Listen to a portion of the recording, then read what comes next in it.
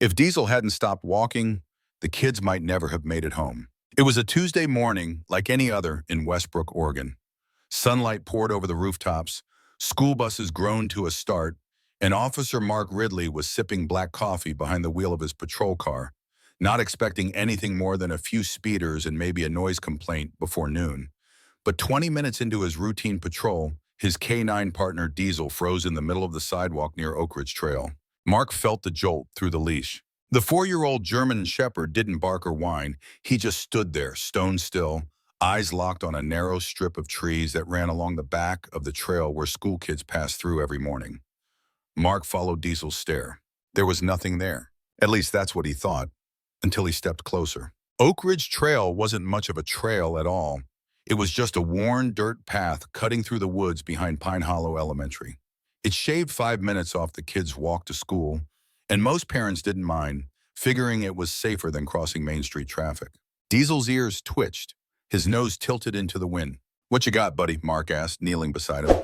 And that's when he saw it, barely visible under a mess of damp leaves and pine needles. A strip of red and gold silk about the size of a kitchen towel. It was unlike anything that belonged in those woods. The fabric shimmered slightly in the morning light, too clean, too soft, too decorative for the rugged trail. Mark picked it up, brushing it off gently. It had a floral pattern, the kind you'd expect on some antique quilt or imported scarf. Not lying in the dirt 5 feet from where kids rode their bikes every day. "Where did you come from?" he muttered. Diesel let out a low rumble, not a bark, not a growl. Just that warning hum he made when something didn't sit right.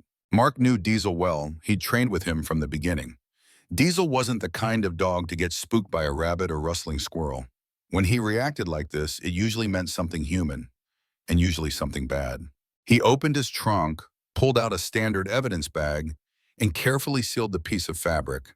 There were no stains, no rips, but it smelled faintly of lavender, too fragrant to be coincidence. Mark could have dismissed it as odd litter and moved on, but Diesel didn't. The dog kept pacing in a small circle, nose to the ground, tail stiff, muscles tight. Then he stopped again, this time by a rust-colored rock wedged at the base of a tree. His paw scratched lightly against the dirt. Mark crouched and brushed the soil aside. A child's shoelace, frayed and muddy, was half buried beneath the surface. It wasn't new, but it wasn't ancient either. Mark stood still for a beat. No recent missing child reports in Westbrook. No alerts from surrounding counties. Still something about that silk fabric, and now this shoelace felt off. Too intentional, too quiet. Diesel sat at attention, eyes forward. Mark made a call to the station. "This is Unit 14. I'd like to log a found item, possibly connected to a child. Not an emergency yet, but I'm going to run a sweep of the trail area. Can you ping me if anything pops up from CPS or local hospitals in the last 48 hours? "Dispatch confirmed. No alerts at the moment." He clicked off the radio. "Come on, Diesel, let's do one loop." The two made a slow sweep of the trail, which curved around a small ravine and ended near the back parking lot of the school. Diesel sniffed every tree trunk, every fence post, every inch of dirt. Just before the fence line, the dog stopped again, this time near a row of large river rocks.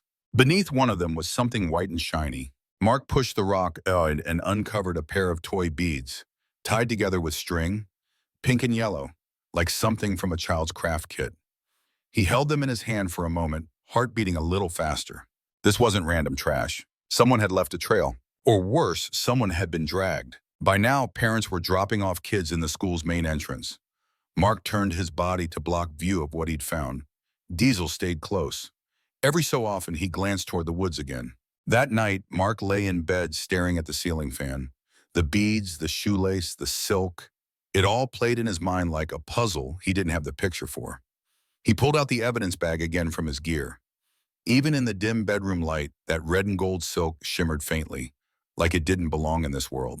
He wondered, was it meant to be seen? Or had someone dropped it by mistake? The next morning he returned. No uniform, no sirens, just him and Diesel. This time they walked in deeper, past the school trail, into the part of the woods where teenagers occasionally snuck off to smoke, but mostly went undisturbed. Diesel stiffened on the edge of an old utility shed, one that had been boarded up for years. Mark approached slowly. The door was still shut, no footprints on the outside, but Diesel walked around the back, where a loose plank had fallen off.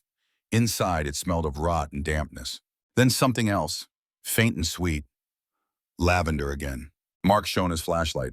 In the corner sat a small pile of blankets, old torn ones, and right on top, another square of silk, this time blue and gold, neatly folded, waiting. He didn't touch it, didn't move anything. He backed out, heart racing, and called it in. Unit 14, I need a crime scene team to Oak Ridge Trail. You're going to want to bring someone from missing persons.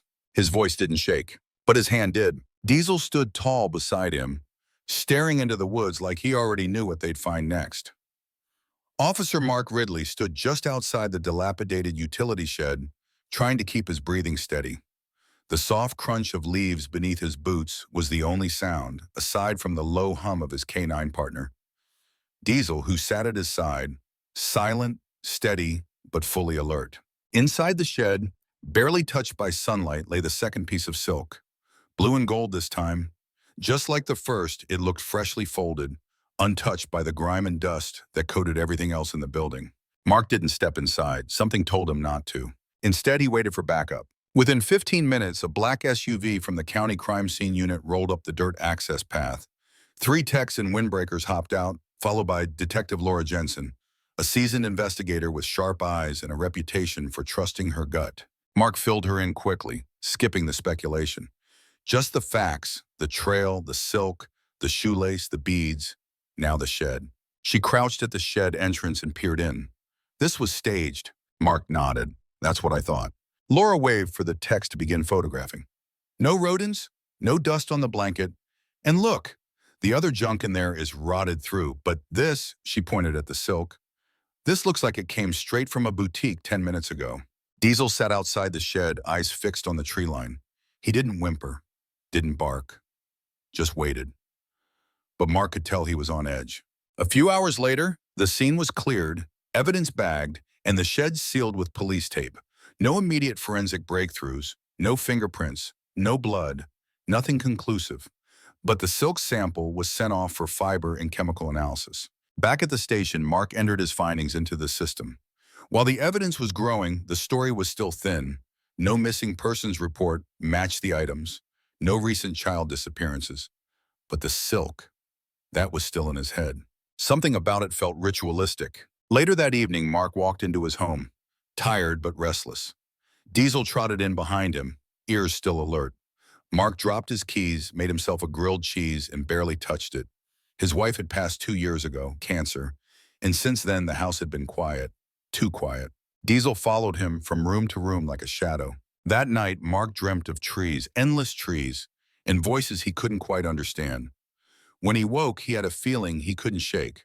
The next day, Mark returned to Oak Ridge Trail, not in uniform, just jeans, boots, and his department hoodie.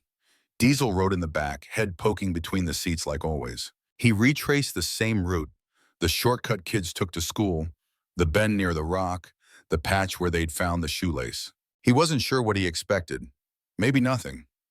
But Diesel stopped again, this time near a storm drain, low to the ground, just a few yards off the path. It was partially buried beneath sticks and mud. Most people wouldn't notice it unless they were looking for it. Diesel growled softly, head tilted. He pawed once, then sat. Mark knelt and cleared the brush. The grate was rusted shut. Mark couldn't budge it with bare hands, so he called for Public Works. While he waited, he walked the perimeter. That's when he noticed something peculiar. Tiny handprints on a boulder, faded but still there. Finger smudges, like a child had been leaning against it. Several of them. Diesel, he said quietly, what the hell is going on out here? Public Works arrived an hour later with tools. They managed to pry open the grate. Mark knelt again and aimed his flashlight into the drain. What he saw made his stomach twist. About 5 feet down, where the concrete dipped into the larger underground system, there were shoe prints in the dirt. Small, not just one set, and at least 4 or 5, and scraps of colored yarn. They called in search and rescue and the county's underground response team, folks trained for sewer system searches. Within 3 hours, with drone cameras and safety gear, they confirmed someone had been using this tunnel. And recently, the evidence trail led about 40 yards before ending at a sealed maintenance hatch. Mark reviewed the maps. That hatch hadn't been used in decades.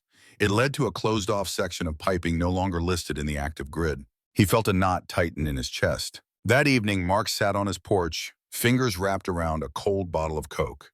Diesel lay nearby on the porch steps, finally relaxed, paws crossed.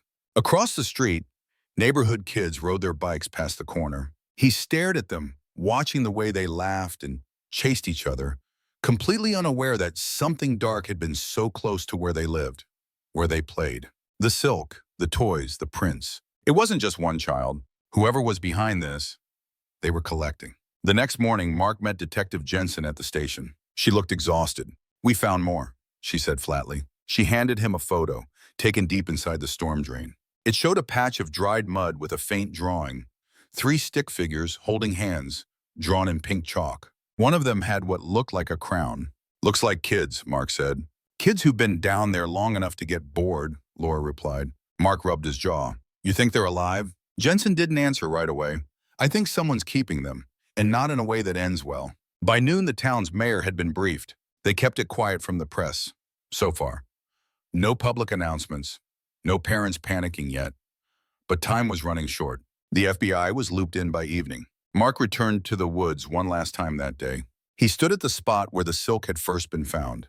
Diesel paced beside him, nose low to the earth. The air was still, no birds, no rustling, just silence. And then Diesel barked, once, loud. Mark turned fast, gun drawn, but there was nothing there, only a piece of tree bark.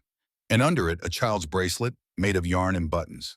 Pink, with one word sewn into it, hope. The pink bracelet had no clasp. It was hand-tied with uneven knots, the kind a child might make during a summer arts and crafts session. Yarn stretched thin with time, the buttons dull from exposure to dirt and moisture. But the word stitched into it, hope, was still visible. Slanted, uneven, but careful. Officer Mark Ridley held it in his gloved hand, studying each detail. He didn't know how long it had been buried beneath the tree bark, but something told him it hadn't been there long. The fabric hadn't rotted, and the scent of lavender, that faint sweetness, clung to it still. Diesel sat at his side, ears twitching, eyes scanning the woods. The silence was louder than usual. Back at the precinct, the item was logged and secured for testing.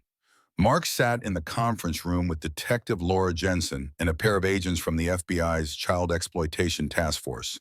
Their arrival meant one thing: the case had officially escalated beyond local jurisdiction. One of the agents, a gray-haired woman named Special Agent Teresa Lane, flipped through the printed photos of the items: the shoelace, the bracelet, the silk fabric. Her brow furrowed with each turn. "These aren't random," she said. "They're breadcrumbs." Mark leaned forward. "Left by the kids?" Agent Lane paused. "Possibly, but it could also be the unsub's way of marking territory. Some predators create psychological games, rituals, especially when it involves control over children." Mark clenched his jaw. "So this could be someone watching the trail, watching the school?" "We're not ruling it out," Jensen added, "but there's something else you should see." She pulled out a folder and slid a photo across the table. It was grainy and dark, clearly taken from a security cam, but the image was clear enough to make out a child-sized figure walking alone near Oak Ridge Trail. No timestamp, just a foggy early morning in a blurry shape. Mark narrowed his eyes. Where'd this come from? Private home security camera. A neighbor flagged it this morning after seeing patrol cars near the woods. "You run facial recognition?" "No luck. Resolution's too poor." Mark stared at the photo a long moment.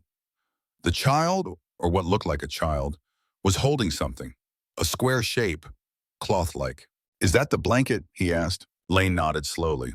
"Looks like it." Later that afternoon, Mark and Diesel returned to the trail, joined by 2 FBI forensics specialists and a ground-penetrating radar tech. They focused their attention around the storm drain and the newly identified access tunnels from the old water maintenance maps. Inside the tunnel, Diesel led them further than before, beyond the chalk stick figures, past the dried footprints. Eventually, they reached a rusted-out metal hatch that hadn't been opened in decades. The crew brought out industrial bolt cutters and slowly cracked the door open. The air that rushed out was thick, stale, damp, and tinged with something that made the tech cough immediately. "Ugh," he groaned. "Smells like mold and perfume." Mark's heart skipped. "Lavender?" The tech shrugged. "Could be." Diesel refused to enter the hatch at first. He stood at the threshold, growling low, unmoving. Mark crouched and gave a command. "Check." Diesel hesitated, then padded forward, nose twitching furiously. What they found inside wasn't what anyone expected. It wasn't a living space, not exactly. It was more like a display room.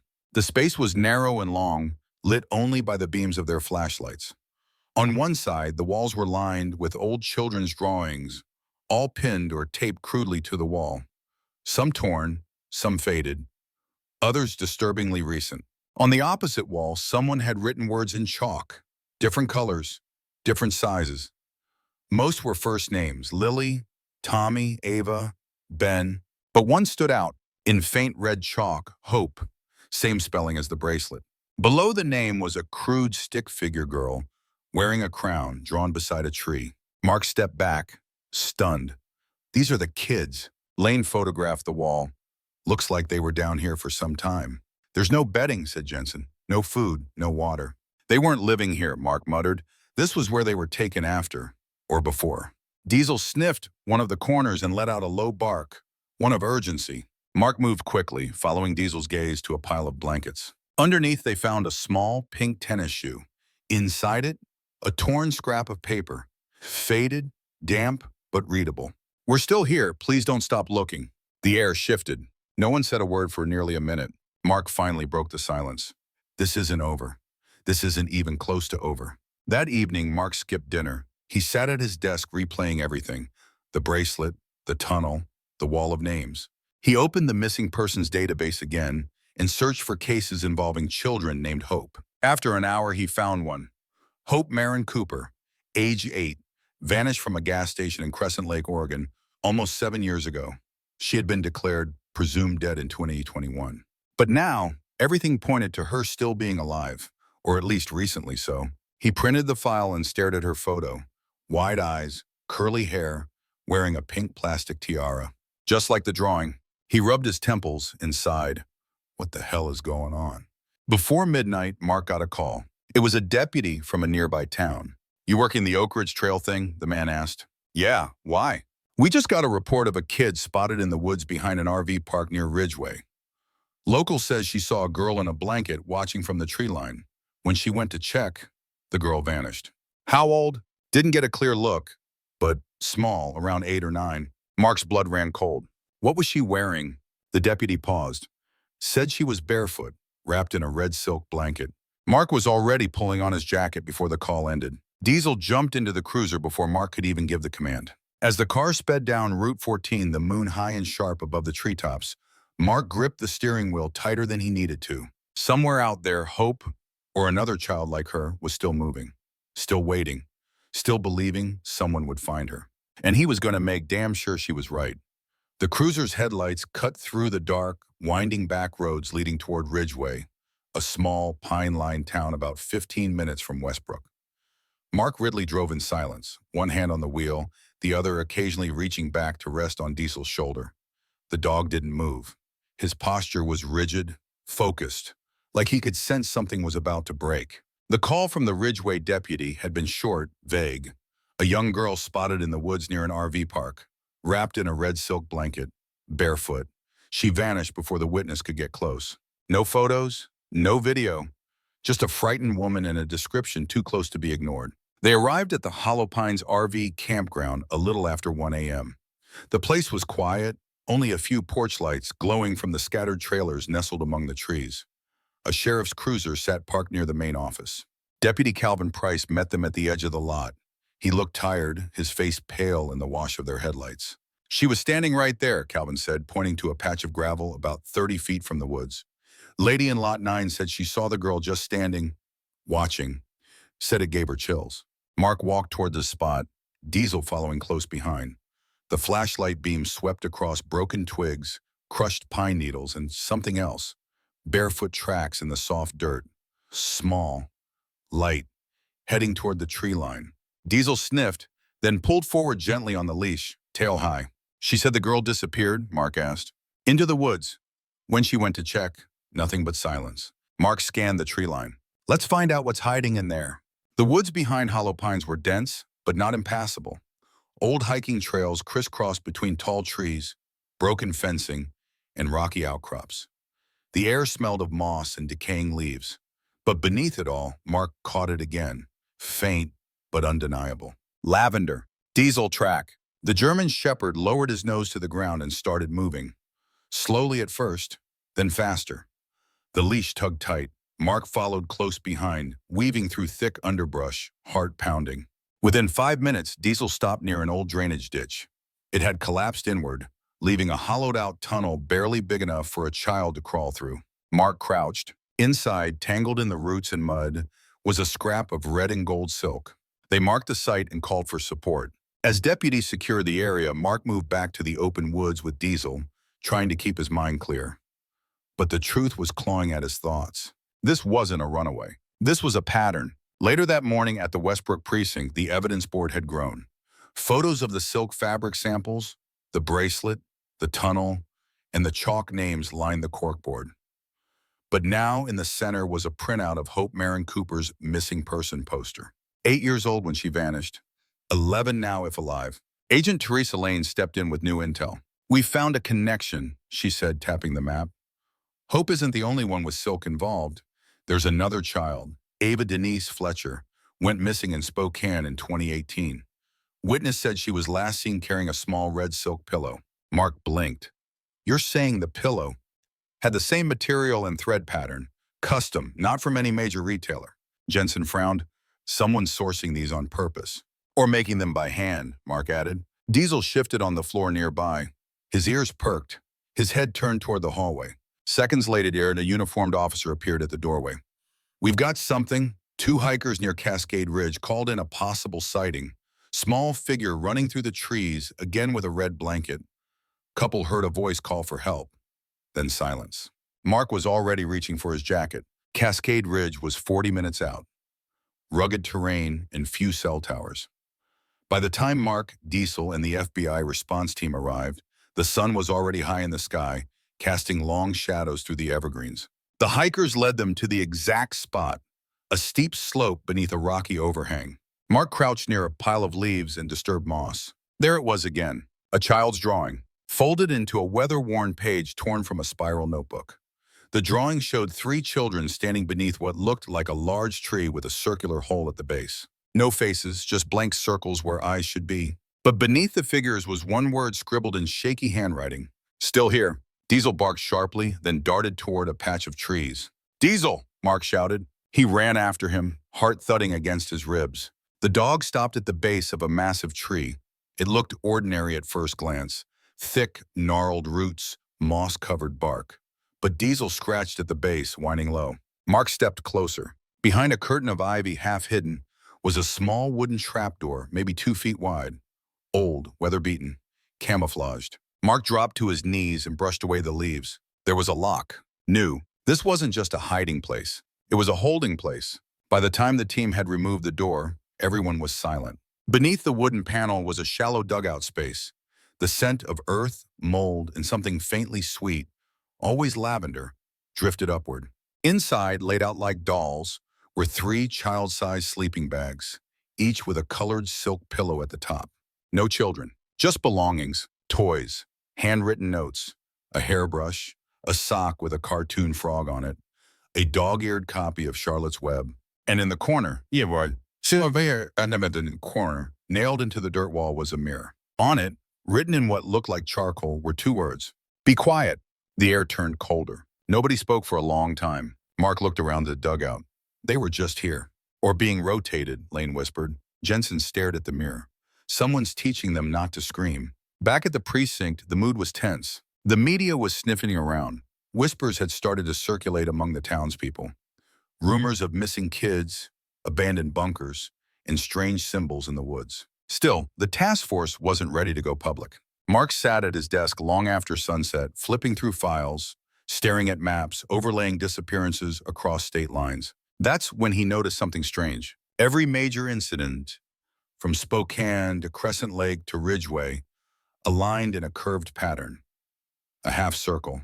He traced the arc with his pen. At the very center, Westbrook. "Mark," Jensen said from the doorway, "you need to see this." She handed him a photo, pulled from a wildlife cam deep in the forest behind Oak Ridge Trail. A blurry figure, barely visible, but unmistakably human. A girl, long tangled hair, wrapped in silk, looking straight into the lens, and beside her, just barely distinguishable in the trees, was another shadow. Taller, unmoving, watching. The image haunted him. It wasn't the clarity of the wildlife cam photo. It was the eyes, that blank, wide-eyed stare of a girl wrapped in silk, frozen like she knew she wasn't supposed to be seen.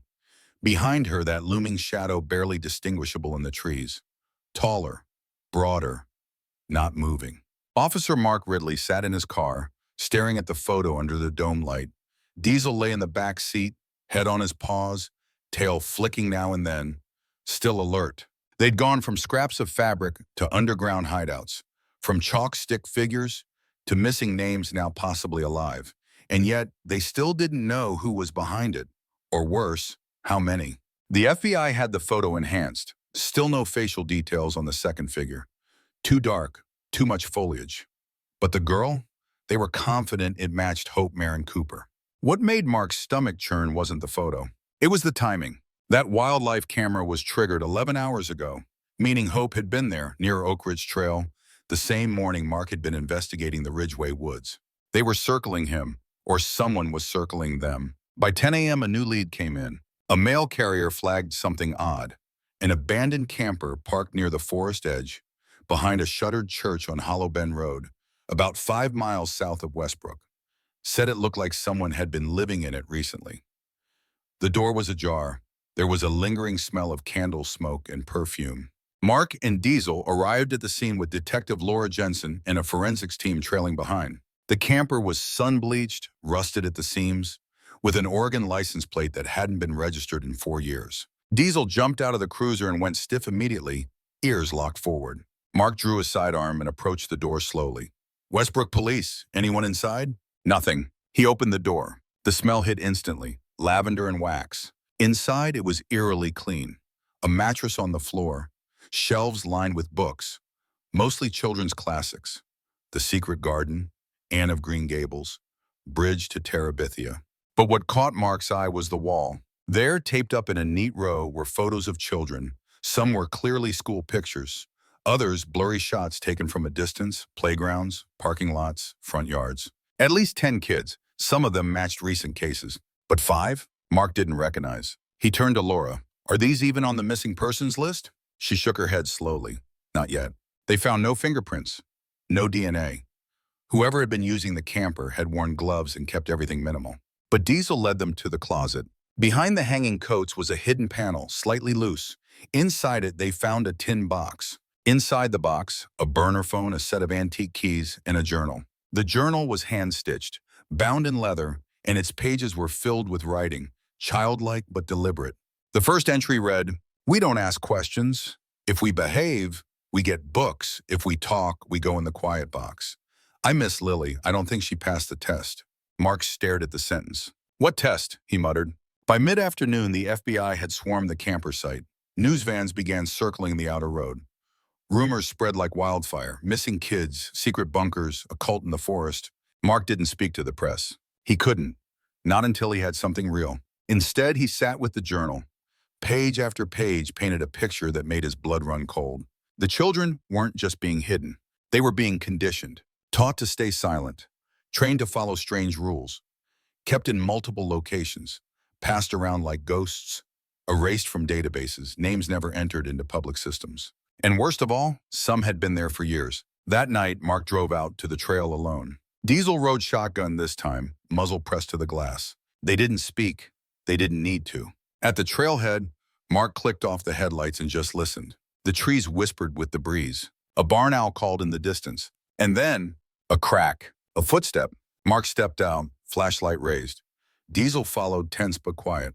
They moved toward the sound, weaving between trees. That's when Diesel froze, one paw raised, head low. Mark stopped beside him and shone his light. Something glittered in the grass. He stepped closer. It was a silver locket shaped like a heart, scratched, worn. He picked it up and opened it.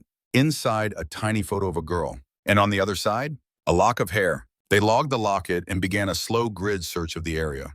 By sunrise, they had another find. A cellar door, hidden beneath a rotted wooden shed, covered with loose boards and dirt. The padlock was new, shiny steel against decaying wood. Jensen arrived minutes later. So did Lane. "Let's open it," Mark said. They pried the door open. The smell was sharp, mildew and something sweet again. But this time, different. It wasn't just perfume, it was rot. The cellar descended 15 feet into a narrow chamber, like a storm shelter. It had electric wiring, battery-powered from the looks of it, but the lights were off. They stepped in carefully, flashlights dancing over the walls. What they found made every stomach turn. 4 small mattresses, blankets folded with silk trim, a whiteboard with assignments written in childish scrawl. Be still, 1 sticker. Don't cry over 1 book. No talking after dark, was 2 stickers. And beneath that, only the good go home. Diesel barked sharply. They turned. He stood beside a wooden crate, half open. Inside, covered in cloth, was a dollhouse. Miniature rooms, each with small dolls lined up in rows. But something about them was wrong. Mark stepped closer. Each doll had a photo glued to its face. Real children's faces. Hope, Ava, Tommy, and others they didn't recognize. Mark's throat tightened. What the hell is this? Laura whispered. A game, someone's sick idea of a reward system. Lane turned pale. This is bigger than we thought. This isn't about ransom. It's not trafficking. It's ideology. Mark looked at the faces, then back at Diesel, who was pacing near the wall again. The dog let out a soft whimper. Mark stepped over and saw it.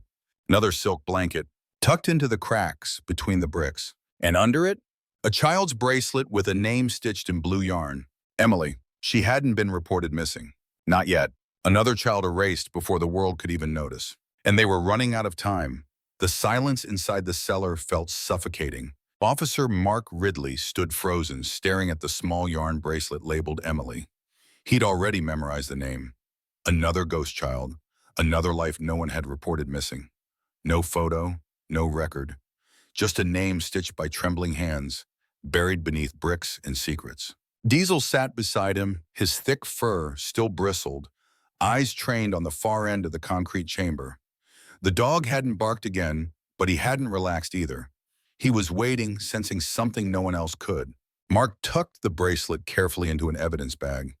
Beside it, the photo dolls stared silently from their miniature dollhouse. Only the good go home, still written in dry erase marker above the mattresses. Jensen and Lane exchanged a look. This isn't a shelter, Lane said. It's a psychological maze. A behavioral lab, Jensen added. Whoever's behind this is grooming these kids to follow rules. They're punishing emotion, rewarding obedience. Mark ran a hand over his face. And the ones who don't follow the rules? Nobody answered. Back at the precinct, the team huddled around a new crime map now covered in red pins, blue string, and printed child photos. Some had names, others didn't. Most didn't have families asking questions. Mark stared at the board.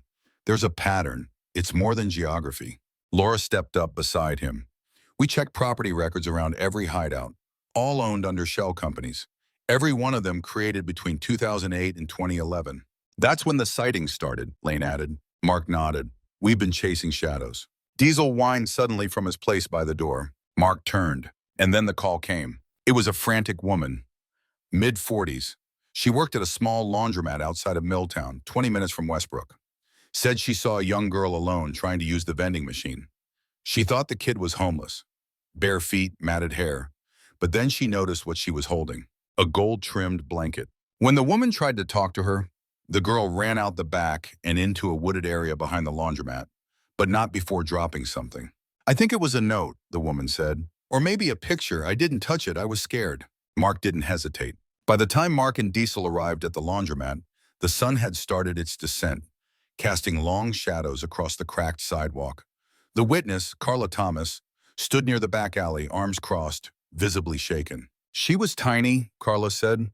Couldn't have been more than 9, kept looking over her shoulder like someone was watching her. Mark scanned the alley. Diesel was already sniffing near the dumpsters, tail stiff, nose down. She dropped it over there, Carla pointed, right before she ran. Mark walked over and found it tucked near the base of the wall, a torn sheet of notebook paper. On it was a drawing. 3 kids under a tree again, but this time one was circled in red ink. And under it, in blocky letters, not good enough. They swept the surrounding area quickly. Diesel tracked a trail of scent through the woods behind the building, across a dried creek bed and into a half-collapsed wooden barn that had been vacant for decades. Inside, the air was damp and cold. Mark raised his flashlight, sweeping across the dusty beams. Diesel stepped forward, growled, then stopped, his body lowering into a slow, tense stance. That's when Mark heard it. A tiny shuffling sound, then a sniffle. He followed the sound behind a stack of rotting hay bales. And there, huddled in the corner, was a little girl. She was thin, filthy, face streaked with dirt, arms wrapped tightly around her chest. And wrapped around her shoulders was a red silk blanket. Mark knelt slowly. "Hey there," he said softly. "My name is Mark. That's Diesel. He's a good boy." The girl didn't move. "Are you hurt?" She didn't answer, just stared at Diesel with wide, cautious eyes. Mark stayed still. "You don't have to say anything. We're not here to take you back to anyone scary. We're here to get you safe." Diesel stepped forward, lowering himself to the ground, tail gently wagging. He let out a soft chuff, then lowered his head to the ground, ears back. The girl blinked, and then slowly she reached out and touched his ear. At the hospital later that night, the doctor said she was dehydrated and undernourished but stable. No physical abuse, just neglect. Psychological trauma was evident. She still hadn't spoken a word. Jensen met Mark in the hallway outside her room. "Her name's not Emily," she said, "not according to any databases. She doesn't match any known reports." Mark nodded, because nobody was ever going to report her missing. Lane joined them, holding a manila folder. "We got a lead. The burner phone from the camper finally pinged a cell tower 2 weeks ago. The number placed a call to a prepaid landline registered to a local farmer who died in 2013. Mark frowned. "So it's a dead man's number." "Exactly, and the house it was registered to?" Lane flipped the folder open. 30 miles south, hasn't been listed in years. But there's power usage and someone's been receiving private mail there. Mark stood up. "We're going." The farmhouse was buried deep in rural woods, off a dirt road that hadn't been maintained in years. By the time the convoy of law enforcement arrived, Mark, Diesel, Lane, Jensen, and a SWAT unit, the moon was already high, casting long fingers of silver light across the trees. They moved in quickly. No movement in the windows. No sound. Until Diesel stopped it cold at the edge of the porch. He didn't bark. He growled, low and quiet, his nose tilted toward the ground. Mark gave the signal. SWAT breached the door. Inside, the house was disturbingly clean. Plastic bins lined the walls, each labeled with names, clothing sizes, and dates. Some bins were empty. Others were filled with toys, shoes, hairbrushes. One bin had 6 silk handkerchiefs, each embroidered with a single initial. A folded map lay off the kitchen table. Circles and symbols marked locations, campsites, shelters, schools. But no people. Not yet. Then Diesel barked once. Sharp, urgent. Mark followed him to the back of the house. There, inside a locked pantry, was a hidden staircase. They descended into the dark. The basement was windowless, silent. And in the corner, a steel door, freshly painted. They heard it then. A cough, soft. Then the scuffling of feet. Mark shouted, "Police! Step away from the door!" Silence. A lock clicked from the inside. Then another. The steel door creaked open. And standing there was a boy, pale, about 10. Behind him, 3 more children, all barefoot, all silent, all clutching silk blankets. Mark knelt. "Are you safe?" The boy didn't answer, but he stepped aside. And for the first time in this entire nightmare, someone opened the door from the inside. The boy didn't speak. He just stepped back into the shadows of the steel-walled basement, revealing 3 more children behind him. Their eyes were wan and expressionless, faces smudged with dust, bodies thin and quiet, too quiet for their age. Each of them held on to a silk blanket, different colors, different patterns, but all with that same unmistakable trim. One girl had her arms wrapped around hers like a security blanket, the way a toddler might carry a teddy bear. Mark Ridley didn't rush in. He crouched just outside the doorway, giving them space. "It's okay," he said gently. "No one here is going to hurt you. We're here to get you home." Diesel padded slowly forward, head low, tail relaxed. He didn't bark. He didn't whine. He simply approached the smallest girl and sat, ears perked, waiting. She looked at him for a long moment. Then finally, she took a step forward and laid her tiny hand on Diesel's head. And that's when the other kids started to move. They brought the children out one by one. No resistance, no panic, just silence. The kind of silence you don't forget. The kind that takes root in a place much deeper than sound. Medical teams waited outside. The kids were examined, hydrated, and stabilized in the back of a mobile care unit. Mark stood nearby, arms crossed, watching the scene with tired eyes. Jensen approached with an evidence bag in hand. Inside, a notebook. "He left it behind," she said. "Or maybe he wanted us to find it." Mark opened it. The handwriting was neat, controlled, not a child's. Page after page detailed rules, timetables, instructions. Most of it was chilling. But one note stood out, a passage highlighted in blue ink. Only silence leads to survival. The quiet ones are clean, the loud ones are broken, Jensen muttered under her breath. Who writes that and then walks away? Mark closed the notebook. Someone who doesn't care if they're caught, or someone who thinks they never will be. The house was a gold mine of forensic evidence, hair, fibers, print fragments, but the man behind it all was gone. Whoever he was, he'd vanished again, just like before. No confirmed face, no real name, just patterns, tunnels, children. Still, for the first time, they had survivors. And not just that, they had a voice. At the hospital, the 10-year-old boy, his name was Owen, finally started talking, slowly, carefully. He told agents that they were taught to never speak above the whisper, that every time someone cried or disobeyed, they were sent to the quiet box. He didn't know how long he'd been gone, but he remembered Diesel. I saw him, Owen said quietly, in the trees once. I thought he was fake, like a dream. Mark smiled for the first time in days. Nope, he said. Diesel's very real. Over the next week, law enforcement teams followed every thread the children gave them. A second safe house was discovered across the state line, empty but filled with silk bedding and labeled bins like the others. The FBI launched a nationwide alert. The media broke the story on a Friday morning. It exploded. Silk blanket case cracked by K9 Diesel. Underground network of hidden children discovered in Oregon. The dog that didn't stop digging and saved lives. Cameras showed up. Commentators speculated. But none of it captured the quiet truth of what had really happened. Diesel had known from the start. 2 weeks later, a small community event was held at the Westbrook Civic Center. It wasn't a press conference. No microphones, no podiums, just folding chairs, neighbors, parents, and a few rescued children who had begun smiling again. The room was filled with food, music, and soft laughter, the kind you only appreciate when you've heard too much silence. Mark stood in the back of the room, hands in his pockets, watching Diesel interact with the kids. One by one they came up to him, some shy, others bolder. They petted his head, rubbed his ears, and whispered things no adult could hear. He didn't need a medal. He didn't even need applause. He just needed to be with them. Later that night, Mark sat on his porch, coffee in hand, the stars blinking faintly overhead. Diesel lay beside him, chin resting on Mark's boot. You knew, Mark said softly. You knew something was wrong before any of us.